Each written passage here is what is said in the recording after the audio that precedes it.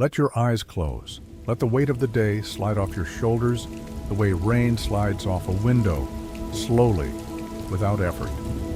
Tonight we're going to talk about a kind of change. Not the change of jobs, or cities, or seasons, but a quieter, deeper kind. The kind that happens inside a person, sometimes so slowly they don't notice it until they look back and realize they are not who they used to be. Carl Jung spent his whole life studying this kind of change. He didn't call it a spiritual awakening. Not exactly. That phrase belongs more to religious traditions than to psychiatry. But what he described in careful clinical language, in letters, in his own private journals, maps almost perfectly onto what people today mean when they say they are waking up. He called it individuation, the long, often uncomfortable process of becoming who you actually are, beneath every mask, every role, every inherited belief you never chose. Tonight, we'll walk slowly through the signs Jung identified, not as a checklist to complete, not as something to chase or perform, but as gentle mirrors. If some of them sound like your own life lately, let that recognition rest quietly in you. There's nothing to do about it tonight.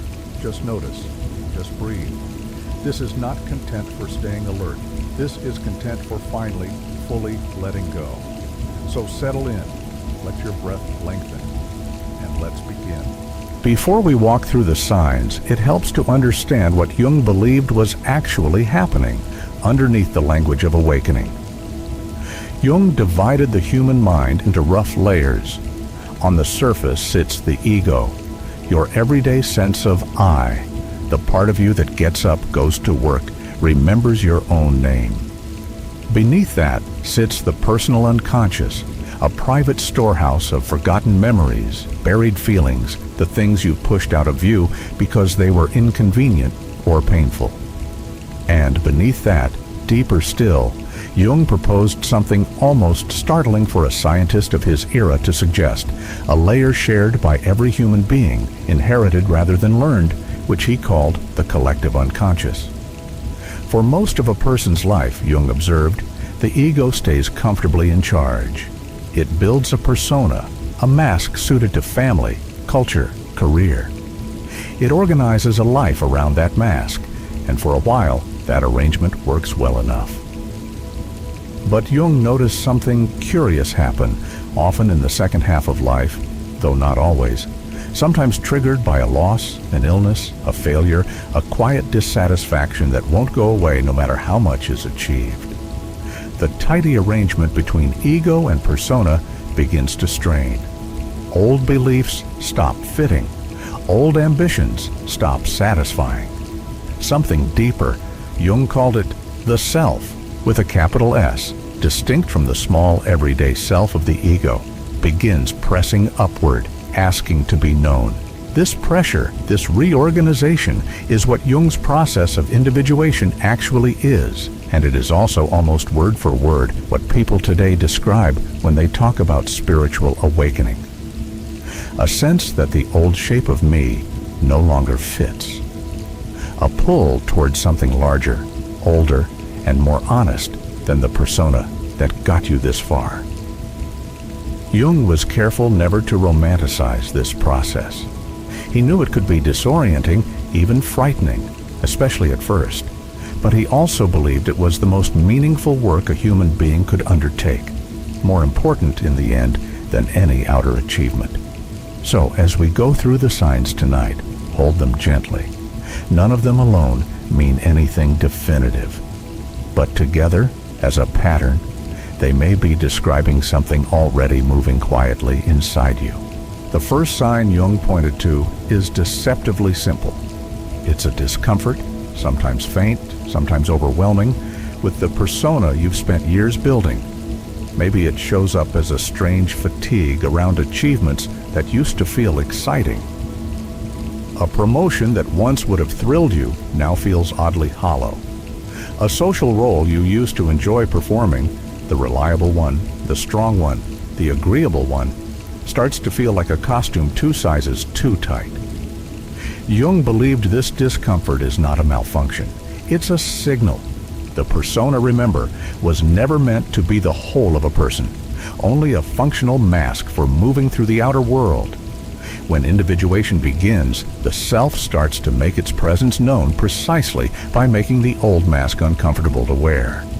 Not because the mask was wrong to build, simply because it has finished its purpose, and something truer is asking for room to breathe. People going through this often describe a strange contradiction. From the outside, their life looks unchanged, even successful. But from the inside, there's a growing sense of performance, of going through motions that used to feel automatic and now feel effortful, deliberate, almost false. If this sounds familiar, you don't need to act on it tonight. You don't need to quit anything, announce anything, become anyone new by morning. Jung's process doesn't move at the speed of decisions. It moves at the speed of recognition. And recognition is exactly what's happening right now in this quiet moment as you lie here and let the thoughts settle. Maybe the mask has simply done its job, and it's all right to feel it loosen. Let it loosen.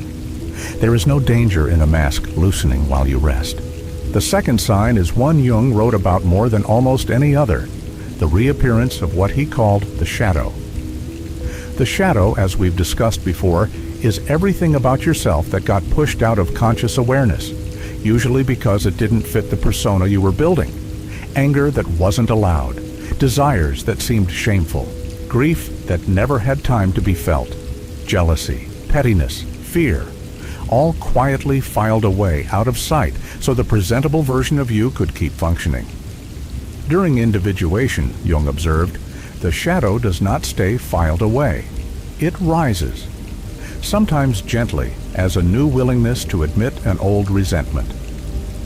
Sometimes more forcefully, as intense dreams, sudden irrational irritability, or old memories resurfacing with unexpected emotional charge. This can feel alarming if you don't understand what's happening. It can feel like you're becoming worse, more unstable, less in control, precisely at a time when people around you might describe you as waking up or growing. Jung would say this contradiction is not actually a contradiction at all. You cannot integrate what you refuse to see. And so, the shadow must surface, not to punish you, but to finally be witnessed, understood, and folded back into a fuller, more honest picture of who you are. He wrote, in essence, that a person does not become enlightened by imagining figures of light, but by making the darkness conscious. The goal was never to defeat the shadow, or to banish it, or to become a purely positive person. The goal was integration, becoming someone large enough to hold both the light and the dark within the same honest self, rather than performing only the acceptable half.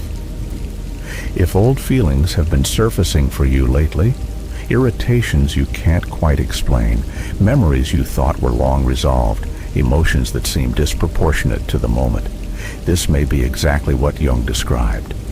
Not regression, not weakness. The necessary uncomfortable middle of a process that is, in its own slow way, moving you toward wholeness. You don't need to fix anything tonight. Just let whatever rises, rise, and let it pass through you like weather, without needing to hold on to it or push it away. The third sign Jung paid closest attention to, more than perhaps any psychologist before or since, was a change in the intensity and symbolic richness of dreams. Jung believed dreams were not random neural noise, but meaningful communications from the unconscious, a kind of nightly letter written in the ancient symbolic language of the deeper mind. Most nights, most dreams are ordinary, easily forgotten. But Jung noted that during periods of significant inner transformation, dreams often change character. They become more vivid, more strange, populated by symbols that feel oddly significant even when their meaning isn't immediately clear. Animals, water, houses with unfamiliar rooms, figures who seem to carry more weight and presence than any person in an ordinary dream should. He called particularly powerful dreams of this kind big dreams. dreams that stay with a person for years, sometimes for a lifetime, precisely because they seem to be speaking from a level deeper than personal memory. Sometimes these dreams draw on imagery a person has never consciously encountered, old myths, religious symbols, patterns from cultures they've never studied. Jung took this as evidence of the collective unconscious surfacing directly, offering guidance through symbol rather than language. If your dreams have felt unusually vivid lately, stranger, more emotionally charged, harder to shake off after waking, this, too, fits the pattern Jung described. It doesn't mean anything is wrong. It may mean the deeper layers of your mind have simply grown louder because something in you is finally listening. You don't need to interpret your dreams tonight, or ever if you don't want to. Jung himself said a dream doesn't need to be solved like a puzzle. Sometimes it only needs to be witnessed, allowed to sit in you, the way a piece of music sits in you long after it's finished playing. Tonight, if a dream comes, let it come gently. There is nothing here to be afraid of, only an old, patient part of your mind finally being given room to speak. The fourth sign Jung described involves a shift in how a person relates to the events of their own life, a growing sense that things are not entirely random, that certain moments carry a strange, resonant significance. Jung called this synchronicity, a meaningful coincidence between an inner state and an outer event, connected not by cause and effect, but by significance. Thinking intensely of someone only for them to call moments later. Encountering the same symbol unexpectedly in 3 unrelated places in a single week. A chance conversation that answers a question you hadn't spoken aloud. Jung wasn't asking people to abandon reason in favor of mysticism. He was pointing at something more subtle, a natural human capacity, heightened during periods of inner transformation, to notice pattern and meaning where before there was only static. During individuation, people often report this shift vividly. The world stops feeling like a flat sequence of unconnected events and starts feeling, at least at moments, like something almost conversational, as if life itself were responding to the inner questions being asked. Whether this reflects something genuinely mysterious about the universe or simply reflects a mind that has become more attentive, more present, more willing to notice connection. Jung considered this an open question, and perhaps not even the most important one. What mattered to him was the psychological effect. A person who begins noticing meaningful pattern in their life begins, almost automatically, treating their own life as something worth paying attention to. And that shift in itself is part of what makes individuation feel less like a crisis and more like a quiet unfolding. If you've noticed your own life feeling more resonant lately, if certain coincidences have felt strangely significant, if certain conversations, songs, or symbols have arrived at exactly the moment you needed them, you don't need to explain it or prove it or make it mean more than it does. You only need to let yourself notice it. That noticing, Jung would say, is itself the beginning of a different relationship with your own life. The fifth sign is one of the harder ones to sit with, and Jung was honest about it rather than softening it. He observed that individuation often brings with it a particular kind of loneliness, not because a person becomes unlikable or withdraws from the world entirely, but because the process pulls them away from beliefs, roles, and relationships that were built around the old persona, the mask that no longer fits. Old friendships, sustained for years by shared assumptions, sometimes grow quiet as those assumptions dissolve. Communities built around identities a person is outgrowing can start to feel like rooms with the ceiling too low. Even close relationships can become strained, not from conflict, but from a widening gap between who a person was expected to be and who they are quietly becoming.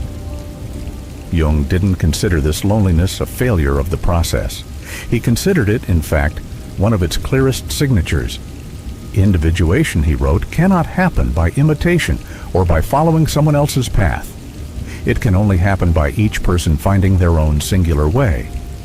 And a singular way, by definition, cannot be walked exactly alongside anyone else, not even the people who love you most. This doesn't mean isolation forever. Jung believed that individuation, done honestly, eventually leads back toward connection, but a different, more authentic kind, built on the truer self rather than the old persona. The loneliness he described was less a permanent state and more a threshold, a necessary if uncomfortable passage between an old way of belonging and a new one not yet found. If you've felt more alone lately, even while surrounded by people who care about you, if certain relationships feel like they're straining under a weight you can't quite name, this may be exactly the threshold Jung described. Not evidence that something is wrong with you or with them. Only evidence that you are, in fact, becoming someone slightly different than you were, and the old shapes of connection haven't caught up yet. Let that loneliness, if it's there, simply be held tonight. Not solved, not explained away. Just held, gently, the way you'd hold something fragile you don't yet understand. The sixth sign Jung described is the most difficult to put into ordinary language because it points toward experience rather than concept. Brief, often unbidden encounters with something that feels larger, older, and more whole than a person's everyday sense of I. Jung called this the encounter with the self, not the small everyday self of the ego, but a deeper organizing center of the whole psyche, which he believed each person carries, but rarely meets directly. People who brush against this deeper self often describe it in strikingly similar terms, regardless of their culture or belief system. A sudden sense of vast stillness, a feeling of being held by something larger than personal circumstance, a wordless certainty, however brief, that everything, even the difficult, unresolved parts of a life, belongs to some coherent whole. These moments often arrive quietly and often at unexpected times. Walking somewhere ordinary, watching a sunset that shouldn't have felt different from any other, sitting in silence after a long period of difficulty. Jung noted that such experiences often carry symbolic imagery with them. Circles, spirals, mandalas, images of centering and wholeness. Patterns that appear across nearly every spiritual and religious tradition in human history, independently, again and again, because they seem to represent something structurally true about how the human mind organizes wholeness itself.